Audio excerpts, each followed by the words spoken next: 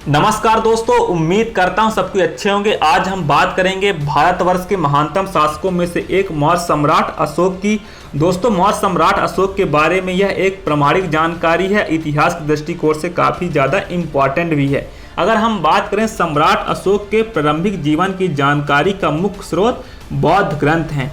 सम्राट अशोक का जन्म 304 ईसा पूर्व पाटलिपुत्र में हुआ था। इनके पिताजी का नाम बिंदुसार और माताजी का नाम सुभद्रांगी भी था। इनके माताजी का और भी नाम मिलते हैं, जैसे महाबोधि वंश में धम्मा हो गया, जनपद कल्याणी दिव्यावादन में मिलता है। अशोक वादन के अनुसार महल में चल रहे षड्यंत्र के अंतर्गत उसका एक प्रकार से निष्कासन हो चुका था। स्थिति समान होने पर उसे पुनः महल में बुला दिया गया और उसने एक पुत्र को जन्म दिया। अतः पुत्र का नाम अशोक रखा गया, अर्थात शोक रहित। उसकी माँ बोलती है, अब मैं दुखों से मुक्त हूँ। अगर देखा जाए अशोक वादन के अनुसार, जब महल में षड्यंत्र चल रहा था तो सुभद्रांगी एक प्रकार से बाहर चली जाती हैं और जब स्थिति समान होता है तो उन्हें फिर से महल में बुला लिया जाता है। फिर वह एक बच्चे को जन्म देती हैं और वह बच्चा महान सम्राट अशोक बनता है। महावंश में बिंदुसार की 16 पत्नियां और 101 पुत्रों की जानकारी मिलती है, लेकिन दोस्तों यह बात कोरी कल्पना भी लगती है। अगर देखा जाए सिंघली अंशश्रुतियों के अनुसार अशोक अपने 99 भाइयों को हत्या कर शासक बना था।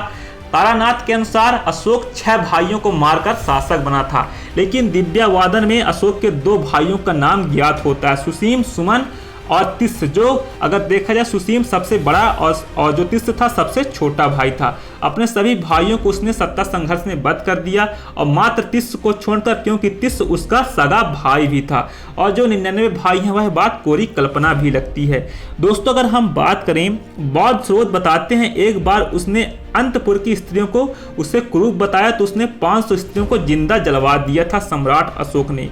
बौद्ध धर्म से पहले सम्राट अशोक अखेट करते समय मोर का अखेट करता था और वह मोर का भोजन किया करता था, मोर का मांस खाता था सम्राट अशोक। अगर देखा जाए दोस्तों, सम्राट अशोक का इतिहास काफ़ी ज़्यादा व्यापक है और इतिहास दृष्टिकोण से काफ़ी इम्पॉर्टेंट भी है।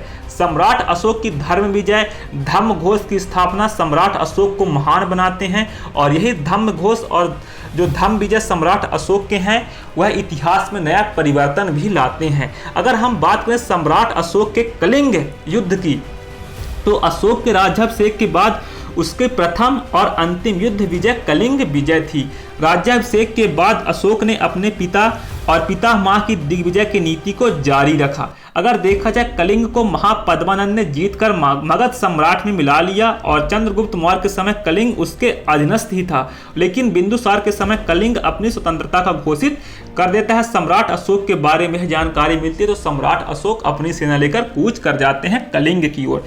कलिंग पर आक्रमण करने के बहुत सारे कारण मिलते हैं और यह प्रतीत होता है कि यह बंगाल की खाड़ी के तट पर बैतरणी और लांगुली नदियों के मध्य और महानदी गोदावरी घाटी का क्षेत्र था और व्यापारिक दृष्टिकोण से बहुत समृद्धशाली भी था।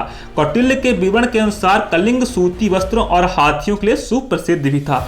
अगर देखा जाए दोस्तों, अशोक अपने राज्याभिषेक के 8वें वर्ष अर्थात 261 ईसा पूर्व कलिंग राज पर आक्रमण करते हैं और उस समय कलिंग की राजधानी तोसाली थी, लेकिन दुर्भाग्यवश किसी भी साक्ष्य से हमें कलिंग के तत्कालिक शासक की जानकारी हमें नहीं मिलती है।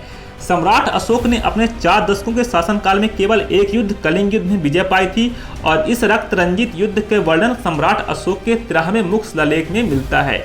1 लाख लोगों की हत्या की गई और 1,50,000 व्यक्ति बंदी बनाकर निर्वासित कर दिए गए। भयावह हिंसा के दौरान कलिंग पर आधिपत्य पाने से अशोक में गहरा पश्चाताप दिखाई पड़ता है और युद्ध में भाग न लेने वाले ब्राह्मणों, श्रमणों और गृहस्थियों को अपने संबंधियों के मारे जाने से महान कष्ट हुआ। व्यापक नरसंहार और क्लेशों को देखकर सम्राट अशोक को तीव्र पश्चाताप हुआ। सम्राट अशोक का हृदय टूट सा जाता है। दोस्तों, महान सम्राट अशोक इसी युद्ध से बनते हैं। सम्राट अशोक वह युद्ध नीति को त्याग देते हैं। अगर देखा जाए, मगध राज का विस्तार वह युग समाप्त हो चुका जो बिंबसार की अंग विजय से शुरू हुआ था और सैन्य विजय, दिग्विजय के स्थान धम्म विजय और धम्म घोष ने ले लिया। दोस्तों, सम्राट अशोक का यह कलिंग युद्ध के बाद वह सीधे धर्म विजय और धम्म घोष की स्थापना कर देते हैं। सम्राट अशोक का हृदय परिवर्तन हो जाता है और सम्राट अशोक महान सम्राट अशोक बन जाते हैं और अपने सभी जितने सारे वो पाप किए थे सब पश्चाताप कर देते हैं और वह युद्ध नीति को छोड़ देते हैं और राज कल्याण में लग जाते हैं। और सम्राट अशोक जगह जगह अपने धर्म घोष की स्थापना करते हैं और बौद्ध धर्म का संरक्षण भी देते हैं सम्राट अशोक। अगर हम बात करें दोस्तों, सम्राट अशोक का इतिहास काफ़ी ज़्यादा व्यापक है और इतिहास के विद्यार्थियों के लिए काफ़ी ज़्यादा इम्पॉर्टेंट भी है। सम्राट अशोक का अभिलेख, बहुत सारे अभिलेख हैं। सम्राट अशोक की जो जानकारी मिलती है तो कलिंग लेख में यह जानकारी मिलती है। प्रथम कलिंग लेख में सभी मनुष्य मेरी संतान है, जिस प्रकार मैं अपनी संतान के लिए इहलौकिक तथा पारलौकिक कल्याण की कामना करता हूँ और उसी प्रकार अपनी प्रजा के लिए कामना करता हूँ। इस अभिलेख में घोषणा 30 नक्षत्र में 8वें दिन की गई थी। तो दोस्तों अगर हम बात करें जो द्वितीय प्रथा कलिंग लेख है, सभी मनुष्य मेरी संतान है, और सीमांत क्षेत्रों में अभिजित लोगों को भी धर्म का संदेश पहुंचाने और उनका विश्वास जीतने का आदेश अधिकारियों को दिया गया था। दोस्तों उम्मीद करता हूं सम्राट अशोक के बारे में यह जानकारी आपको अच्छी लगी होगी। ना लगी होगी तो आप लोग एक फ्रेंड के नाते कर लीजिएगा।